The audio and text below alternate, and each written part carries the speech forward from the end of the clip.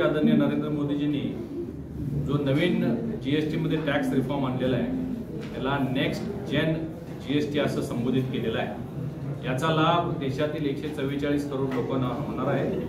उत्पादन क्षमता वाढणार आहे, खर्च क्षमता वाढणार आहे, सामान्यांची स्वप्न पूर्ण होणार आहे आणि हे होण्यासाठी भारतीय जनता पार्टीच्या वतीनं आम्ही येणाऱ्या नवरात्रीमध्ये या सगळ्या उत्सवाच्या काळामध्ये वेगवेगळ्या बाजारांमध्ये जाऊन बाजारपेठांमध्ये जाऊन ग्राहकांना आणि दुकानदारांना उद्योजकांना भेटून याचा लाभ जास्तीत जास्त लोकांना द्यावा यासाठी त्यांचा सन्मान करणार आहे।